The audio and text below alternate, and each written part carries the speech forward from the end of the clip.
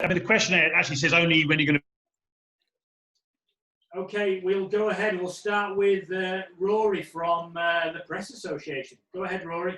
Cool. Hello, Chris. How are you? Hello, mate. You all right? Yeah, good. Thank you. Yeah. I guess if this was the first test of the summer, ordinarily you would be carrying 13 players or something that you're working with. You've got 30 on site with you. Are you impressed by the sort of the depth and the standard? Do you reckon you've got 30 Test cricketers there? We've got a very, very strong group here, definitely. The standard of training's been excellent. Obviously, it's taken a bit of working out with such a large group of how we've had to do things, so we've split the day in two. And then sort of mix the group up as we've gone along as well. So bowlers, or younger bowlers, get to train with different senior bowlers, and younger batsmen get to, train alongside the older senior batters. And it's worked really well. And hopefully that experience and the youth has been crossed over, and it's sort of enhanced the environment, really. But what I will say is the lads have worked very hard, and they've got stuck in, and we've seen some very, very good cricket so far. So when you sort of start looking at what we've got beyond, obviously, the usual, it's exciting, and the future looks good. How many places do you feel are locked in? Obviously, you haven't had any competitive cricket since you last had an 11 written down, hoping to play a Test match. So no one's been stacking up wickets and runs. Do you feel like it's pretty marginal? It might be just it's the odd place here, or are you starting with a blank page? No, it's not. I wouldn't say it's a blank page. Obviously, you know the people that are the mainstay of the engine room, but it is a great opportunity for some of the other players as well that are around the group to show us what we can do. And this game coming up, we've mixed the sides up again to make it as competitive as possible. So we have a good game going into this first test. And I'm sure there'll be a few in there that are very keen to impress as well. So I'm looking forward to this game. To see what some of the other guys do, really. The West Indies match, the first game that they had at Old Trafford, there was a few send-offs, a bit of sledging. They enjoyed the competitive elements of it. Are you expecting something similar? Are you encouraging the two teams to stay as teams in this week and probably get stuck? Obviously, off the field, they'll be as a group as they are. We tend to look at ourselves as one cricketing family behind these closed doors down here, and learning from each other. So I'd be reluctant to separate the two groups from that point of view. But certainly when we're on the field, I expect hard cricket out there, yes. And I think that's what we'll get as well. What we have got is people that have come back into this bubble very fit from a physical point of view, very motivated, and sort of building the way in nicely. And then there's been some very good skills on show as well. So as I say, it should be a good game of cricket. And if I could just check quickly on the format, have you worked out how many players and it will be involved? It'll be slightly larger than sort of normal. Obviously, we want to get work into people, and obviously get some overs under the bowlers' belts as well as giving the batsman opportunity to score runs. So it won't be an 11-a-side. And obviously it's not first class, so we can manipulate that situation a little bit as well. Okay, John Etheridge. Morning, Chris. So the teams, will they be mixed up, or will it be sort of the pretty close to the Test 11 against the rest? No, it'll be mixed up. And the captains, Ben Stokes will be one captain, I presume. Yeah, Ben will captain one side and Joss will captain the other. Right. It'll be very much the mixed up side. Right, and it's looking pretty much as though Ben's going to captain in the Test match. What sort of job do you think he'll do? I think he'll do a great job. The one thing he's a talisman, isn't he? And he leads from the front anyway. He's conscientious of the people that are around him as well. So I think he'll do a great job. In sort of Rooty's absence, really. He was telling us yesterday that he's keen to have a say in selection. The final 11. That's fair enough. But do you think he'll be an attacking captain or a conservative captain, or what do you think? We'll find out, won't we? It'd be interesting to see where he goes, because obviously it's his first time captain in England. We know he has got an aggressive nature, but equally, there's a good cricket brain in there as well. So I think he'll be quite thoughtful about what moves he's making while he's out there as well. So I'm looking forward to working with him from a coaching point of view. I'm looking forward to working with him. I will extend him the same courtesies as I do Rooty, so he will have a lot of say in what's going on as well. And he'll play a big part in sort of giving his opinions across the selection as well, obviously. Surely he hasn't captained the side since the Durham Academy in 2008. It's amazing, isn't it? It is, but I think he's in a good position to do it, to be honest. You know, I mean, he's been Rooty's right-hand man for a while now. I know, I mean, Rooty does turn to him a lot. He's been involved in a lot of the talks that we have, sort of behind the scenes. So he's in a great place to pick up the reins. Will Joss be his vice captain? He will. For the test, yeah. Thanks. Yeah. Okay, we'll go with Lizzie and then Paul. Hey, Spoons. Hi, Lizzie. When you finish the warm-up match, you'll whittle the squad down a bit from 30. Have you had any thoughts on kind of what you might need in terms of how many and maybe reserves in each spot or something like that? Yeah, we'll probably whittle down to around 22 in the group, and we'll try and cover our bases within there. I think we've got to do, obviously, we're in strange times, we all know that, and we've got to have, whoever's in the bubble has got to cover every eventuality for us. So that's something that we'll be looking to do. Thanks. Okay, Paul Newman. Hi, Chris. Hey, Paul. Joe's absence obviously leaves one spot for sure in the middle order there. How do you see that? Is it a possibility that it solves a problem in that you've got Rory coming back, you know, obviously Dom, Zach and Joe Denley, they could be the top four, or might that provide an opportunity for Johnny to come back, or maybe even Dan Lawrence? Well, there's many connotations, and I've got about 10 teams written down, as you usually do when you start whittling them down. But, you know, I mean, it's certainly something that's open for discussion at the moment. So, you know, I mean, it's watch this space really on that one. And Dan Lawrence is obviously someone you know well from your time at Essex. How has he settled into that this week, and is he looking like he could be a contender for that first test? He's settled in very well. You know what Dan's like as well. He's a confident guy. He's come in, he's been himself, and he's played well, as have some of the other youngsters that have come in as well. Like I say, it's been an impressive group as this that have worked very well together to serve in such a large group. And there's been some good skills on show, and he's certainly one of them that has put his best foot forward. Thank you. Okay, Chris Stocks, please. Hi, Chris. Hi, Chris.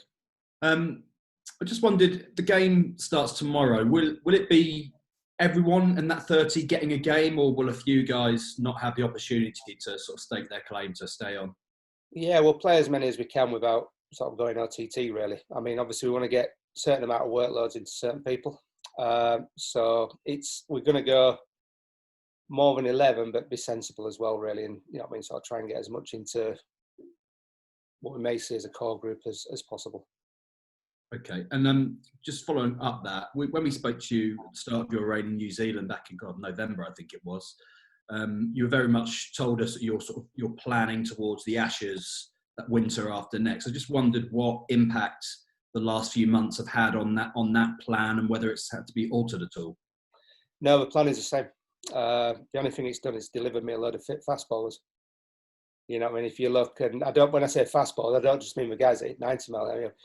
All the guys coming back, Broad, Anderson, Wilkes, Curran, Wood, Archer, Stone, Overton's, you know, I mean, Mahmood, all these guys have all come back, and they've had a good break. They're refreshed, and they're firing, and they're very, very motivated to crack on. So it's given them a forced window of rest, and obviously S&C, and equally with the batsmen. The one thing I have been impressed with is the shape that everybody's come back in, which is credit to the S&C department. I think they've done a great job in actually delivering the guys to this point in a very good physical position. So, if anything, it's just enhanced for vision. If anything. Thanks. George, please. George DeBell. G'day. Hi. It sounds as if you've decided that Joss is keeping. Is that a fair summary? Well, I think you just it'll come out in the wash with that one. But Joss is in possession at the moment, isn't he? Well, if he's vice captain, though, I mean, I don't have to be a genius to work that out, do I? No, you don't. No, on that, have you started thinking about how you'll make the change between the red ball and white ball teams? Because I think there's only a clear day, isn't there, between the last test and the first ODI? Yeah, I think it's very difficult to put too many firm plans in place in the moment. Obviously, it's an ever-changing landscape with where we are, and it will depend on how tough, obviously, 6 back-to-back tests almost are on people's bodies as well.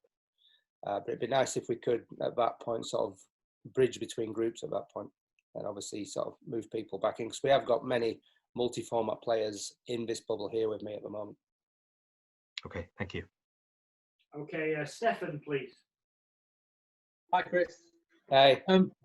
Will Joe play any part over the next 3 days? No, he won't. Not in this 3-day game, no. He will train tomorrow and then probably head up home. And so, just a couple of things. Can you explain to us what the process for him is over the next, I don't know, week or so, if he's got to isolate and things like that? And also, is there any concern about him not getting some time in the middle before presumably coming back into the second test? Joe's worked really hard with it. So from a cricket point of view, he's hit a lot of cricket balls. He's trained very hard again this morning.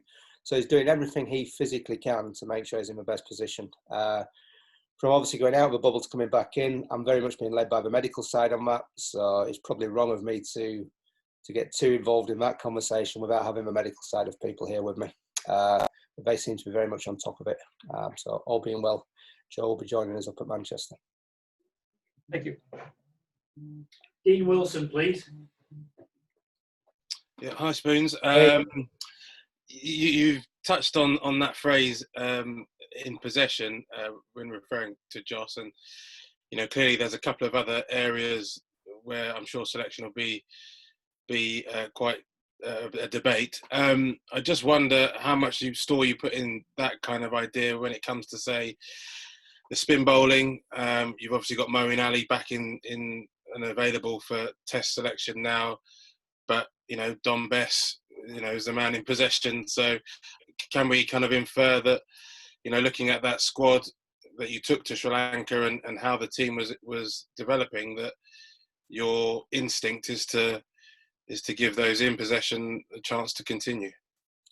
Well, we've got good competition for spin here at the moment. Obviously, with Mo being back in contention, Leachy being fit and healthy and firing again, Bessie and obviously Park here as well, and Birdie. He's coming for a youngster. He's impressed as well. But it's difficult to go too far away straight away from obviously where we finished off really. Yeah. Obviously, that's we'll watch his space again. Yeah, and by extension, Ben Folkes was the next cab off the rank in terms of keeping. He was in that squad in Sri Lanka. Fair to say that he'll be keeping in the warm-up game, and he's still number 2 in your mind? Well, there's a couple of keepers on either side, to be honest. If you look, if we split the keepers up even, there'll be a couple each. So it's again, it's watch this space. There's good competition in that area. But I'm not going to commit to too much, as you can tell. Sure. I guess I'm kind of thinking about just in terms, the sort of the mindset when there's such an unusual set of circumstances. But obviously, you've got a squad, you've got a group of players that you picked for Sri Lanka, so that kind of gives someone like Ben Folkes an idea of where he stands in the pecking order.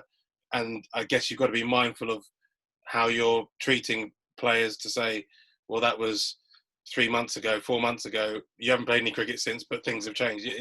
It's obviously a delicate situation. You're right, it's very delicate, and you know what I'm like. I'm very conscious of how people are treated. So yeah, he's in the group at the moment, and he's doing well. He's Ben, and as is Johnny. So it's an interesting situation where we've actually got real competition there now, which is great for us. Yeah, thanks.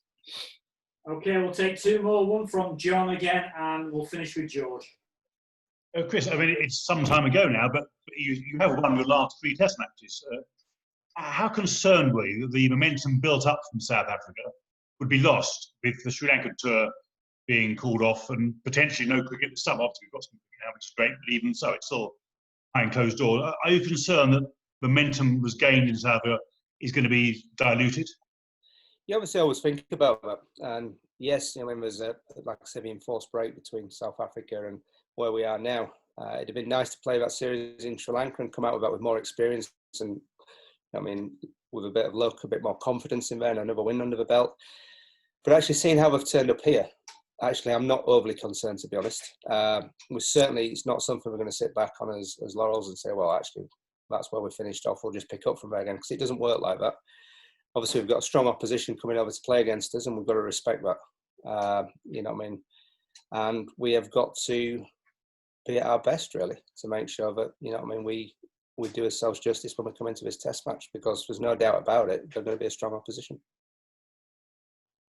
I mean, and Pakistan and West Indies are doing you a huge turn. I mean, obviously, West Indies here. Pakistan have arrived despite various medical issues of their own. The players are now coming, joining the squad. I mean, it's great that they're coming here to play some cricket, isn't it? I think it's fantastic. I think it's great that we're going to get cricket on.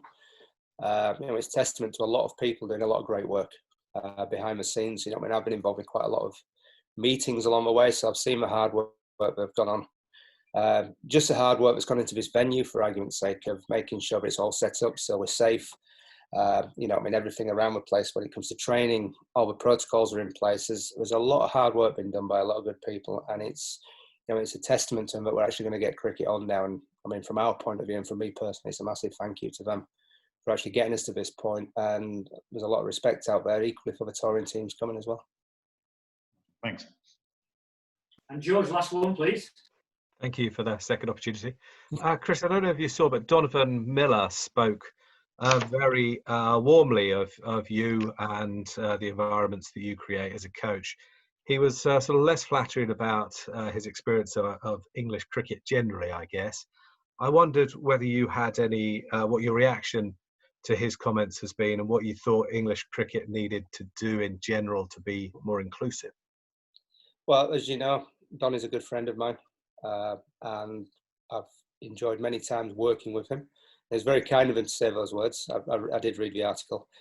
And it's, yeah, I mean, listen, I know the two sides are obviously conferring at the moment around what's going on. Obviously, Joe's talking to Jason, and we will be doing something to show our support for the situation. And whatever they decide, we will come out in full support with, really. But it's, yeah. Okay, thank you. Thank you. Okay. Thanks, guys. Appreciate it. So 6 o'clock embargo, and we'll try and confirm teams later this evening. I'll chat with Spoon, see if we can get those out to you, hopefully later on. Thank you. Thank you. Cheers.